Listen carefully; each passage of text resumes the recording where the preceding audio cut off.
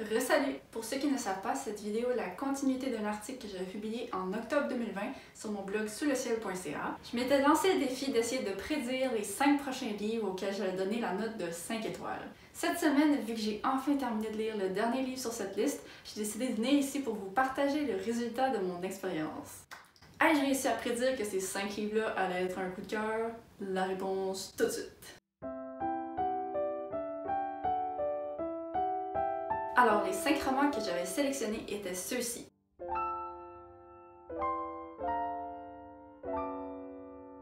Je vais commencer par parler des Passagers de John Marrs. Je l'avais inclus en premier sur cette liste-là parce que je venais tout juste de terminer une autre œuvre de cet auteur-là, intitulée Âme sœur, que j'avais adorée. Alors pour ce qui est des Passagers, l'histoire raconte un futur dans lequel presque toutes les voitures se conduisent toutes seules désormais. Il s'agit d'un roman qui mélange la science-fiction à l'action, quand un hacker prend contrôle de 8 voitures et décide de programmer leur course pour une collision fatale. Il y aura juste une seule de ces personnes-là qui pourra réussir à éviter la mort et c'est un choix du public qui décidera. Alors chaque passager dans le livre plaide sa cause pour essayer d'influencer le vote du public. Si c'est pas un résumé vendeur, ça! Ok, alors je vais commencer par utiliser le mot « malheureusement » pour décrire mon avis sur ce livre-là, ce qui est un peu trompeur vu que j'ai aimé ce livre-là, mais malheureusement, il n'a pas été à la hauteur de mes attentes. Le roman a été écrit d'une façon similaire à l'autre œuvre de John Marrs que j'ai mentionné plus tôt, avec 8 personnages dont on voit toutes les perspectives à travers le roman.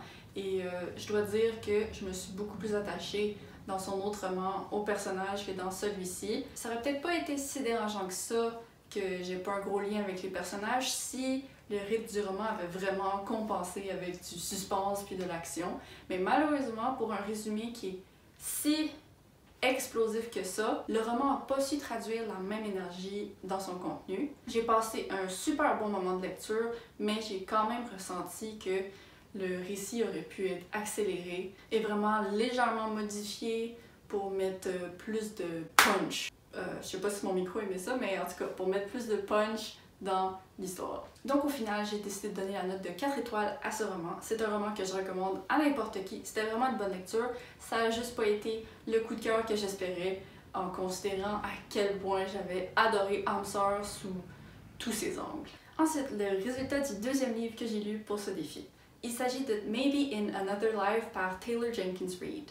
L'auteur de ma vie, de mon cœur, comme je l'aime. Ah! C'est une histoire qui suit Anna, une jeune femme de 29 ans qui toute sa vie a déménagé partout et qui décide de enfin retourner à sa ville de naissance pour vivre avec sa meilleure amie d'enfance, Gabi. Un soir, alors qu'elle sort au bar pour célébrer le retour d'Anna, elle tombe nez à nez avec son ancien amour de jeunesse. Lorsque vient le temps de partir, Anna doit prendre une décision.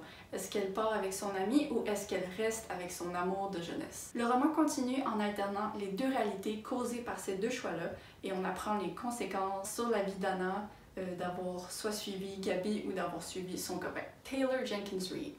Si on oublie la collection de 20-22 livres d'Haruki Murakami que j'ai derrière moi, je pense que je peux dire qu'il s'agit de mon auteur préféré. À ce jour, j'ai lu 4 de ses romans et j'ai donné 5 étoiles à ces 4 romans. Je suis vraiment difficile avec les 5 étoiles que je donne habituellement. C'est pas une note qui m'est facile à attribuer à un roman. Alors le fait que j'en ai donné 4 aux 4 romans que j'ai lus, c'est un miracle, tout simplement.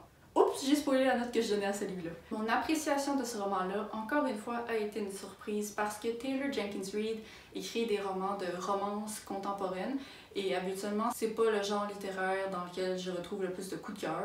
Ce qu'elle réussit à faire, que pas beaucoup d'autres auteurs ont réussi à accomplir dans ma vie d'expérience littéraire pour l'instant, c'est d'écrire des romances où il y a 2 intérêts et réussir à créer ces personnages et ces relations d'une façon où je suis pas capable de choisir laquelle des personnes se marierait le mieux avec le personnage principal. Franchement, je suis bouche bée. Je sais pas comment Taylor Jenkins Reid réussit toujours à me séduire, mais je pense qu'elle doit avoir une plume ensorcelée qui dépose les mots exacts sur la page pour me charmer. J'ai eu énormément de plaisir à lire ce livre-là. À chaque fois que je le refermais, je pensais juste au moment où j'allais pouvoir le réouvrir. J'ai vraiment adoré l'exécution du concept du roman. Je pense que ça aurait pu être fait d'une manière répétitive, mais vraiment de ce côté-là, ça a été bien réussi. Je trouvais vraiment que les deux réalités avaient la même solidité. J'aurais pas pu dire que l'auteur avait mis plus de travail dans l'une d'entre elles, ce qui est toujours l'élément le plus important d'un roman qui alterne deux réalités comme ça. Il y a même eu de nombreuses reprises où j'ai été surprise par la direction du roman. Je sentais vraiment que Taylor Jenkins Reid tenait fermement les rênes du roman et qu'elle contrôlait exactement où elle voulait amener le lecteur. Comme toujours, ces personnages étaient vivants et attachants. Et le seul défaut que j'arrive à trouver à ce roman-là, c'est que il y a beaucoup trop de mentions des brioches à la cannelle. C'était la gourmandise préférée du personnage principal, mais je pense pas que ça a été nécessaire de le mentionner aussi souvent. Alors, comme j'ai dit, 5 étoiles, moi, je vais continuer à lire tous les livres de Taylor Jenkins Reid et je vais espérer donner 5 étoiles à tous ses autres livres. Pour l'instant, 4 sur 4, on est bien parti! Ensuite, je vais vous parler de Misery, un livre de Stephen King. Misery parle d'un auteur à succès qui vient tout juste de tuer le personnage principal de sa série, très populaire. Et suite à un accident de voiture, cet auteur-là se retrouve paralysé et prisonnier d'une infirmière qui ne lui pardonne pas d'avoir tué Misery. Un roman comme Misery, c'est vraiment la raison pour laquelle j'ai lu à ce jour 15 livres de Stephen King. Il excelle vraiment dans ce qu'il fait. Au départ, j'ai commencé ma lecture un petit peu inquiète parce que j'ai trouvé que le roman prenait un peu trop de temps à m'agripper de ses griffes. Je dois dire que j'ai été un peu désintéressée pour les 50 premières pages du roman, mais la suite a complètement compensé. C'est un roman qui est effrayant, fabuleux, horrible, exaltant, mémorable. Surtout mémorable. Je pense que c'est le genre de roman dont je vais toujours me souvenir, comme l'ont d'ailleurs fait beaucoup d'autres œuvres de Stephen King. C'est pas mon œuvre préférée de l'auteur. Spoiler alert, je ne lui donne pas une note parfaite, mais c'est une œuvre qui est absolument solide et qui mérite l'attention qu'elle reçoit depuis des années. Si vous appréciez le style de Stephen King mais que vous êtes intimidé par la grosse taille habituelle de ses romans, je pense que celui-ci est un choix idéal. La pente des 50 premières pages est un peu lente à monter, mais une fois la descente entamée, les chapitres défilent sous les yeux. J'ai donc donné la note de 4.5 sur 5 étoiles à Misery.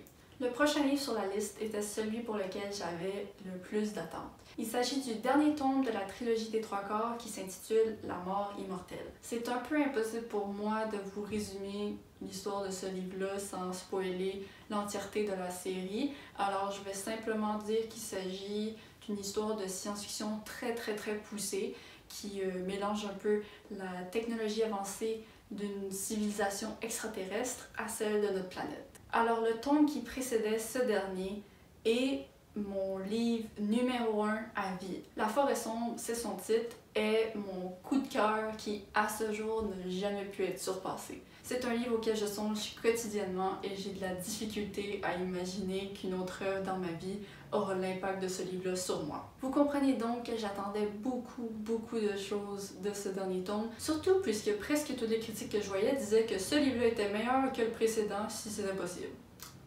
Je dois dire que non, ce n'était pas possible. Ce livre-là n'a pas réussi à moindrement effleurer la cheville de la grandiosité de La forêt sombre.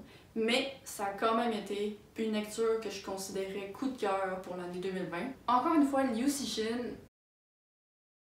amène des concepts incroyables à son roman. Pour n'importe qui aime la science-fiction, c'est un bonbon pour les yeux, pour l'âme, pour le cerveau, pour n'importe quoi. L'évolution de ses idées est imprévisible, est incroyable, intelligente, tout ce qui est en un, je le lance à ce livre-là. Malgré la solidité des concepts de ce livre-ci, la faille a résidé dans son personnage principal. Alors que dans le deuxième tome, on avait le droit à un personnage principal qui réussissait à surprendre le lecteur, celui-ci, je dois dire que le personnage de ce livre-ci avait beaucoup moins de choses intéressantes à offrir. Tout au long de ma lecture, je m'attendais à un revirement qui allait enfin élever le statut du personnage à mes yeux, mais malheureusement, c'est jamais arrivé. Faut dire que les personnages féminins de ces romans ont jamais été les plus poussés, et je sais pas si dans le cas de la femme principale du troisième tome, c'était un choix de l'écrire de cette façon, ou si c'était plus une lacune de l'auteur, mais dans tous les cas, ça a été décevant. Mais je prononce le mot décevant, puis je peux juste pas être confortable de dire que ce livre-là était décevant, parce que le contenu à l'intérieur était juste encore une fois époustouflant. J'ai donc donné la note de 4,5 étoiles sur 5. Ça a été très difficile pour moi de ne pas donner la note de 5 étoiles, tout simplement à cause de l'attachement que j'ai envers cette série. Mais je ne vais pas tricher le résultat de cette expérience en donnant des 5 étoiles, alors que c'est pas vraiment ça que mon cœur me dit. Donc pour l'instant, on a juste eu un seul 5 étoiles, mais tous les romans ont été grandement appréciés.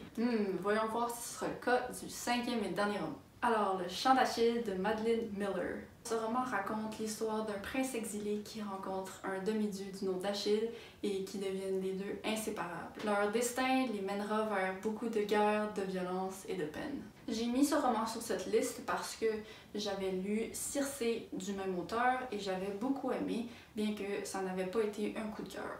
En lisant les avis sur internet, j'ai vu que la plupart des gens avaient préféré Le Chant d'Achille à Circé, alors je me suis dit bon ben, ce sera sûrement un coup de cœur vu que j'avais beaucoup apprécié Circé. Le Chant d'Achille, c'est une œuvre de qualité. Le récit est bien présenté, les personnages sont bien développés et en général c'est une œuvre que je recommande à tout le monde. Mais est-ce que je l'ai plus aimé que Circé? Je ne pense pas. On dirait que tout au long de ma lecture, je recherchais un petit éclat que j'ai jamais vraiment réussi à trouver. Il n'y avait aucun problème en tant que tel avec l'histoire et l'écriture, mais il manquait un petit quelque chose pour vraiment venir me rejoindre. La fin du roman a réussi à venir élever la qualité de l'histoire et j'ai vraiment apprécié ce que Madeline Miller avait fait, mais ça n'a pas été suffisant pour compenser avec le reste du roman qui, bien qu'il était très agréable, n'avait pas l'impact d'un coup de cœur absolu sur moi. J'ai été très contente de lire ce livre-là parce que j'ai l'impression que l'atmosphère du roman va me suivre pendant un bout de temps et ça m'a vraiment donné envie de lire davantage de mythologie grecque. J'ai donc donné un solide 4 étoiles sur 5 à Le Chant d'Achille, mais dans mon cœur c'est plus comme un 4,25. Mais je me lancerai pas dans les décimales, on finira jamais. Donc, après des mois et des mois de lecture, j'ai finalement lu tous les livres sur ma liste et je dois dire que cette expérience, bien que son résultat n'ait pas été parfait parce que j'ai juste attribué un seul véritable 5 étoiles, je trouve quand même que ça a été un bon succès vu que j'ai grandement apprécié tous les romans sur cette liste et je vais définitivement retenter le coup dans le futur en espérant avoir un meilleur score. Donc, c'est la fin de cette vidéo. J'ai eu beaucoup de plaisir à vous parler des romans qui ont été un grand plaisir à lire. Je vais vous voir très bientôt avec un vlog pour un autre défi et je vous dis à la prochaine. Bye!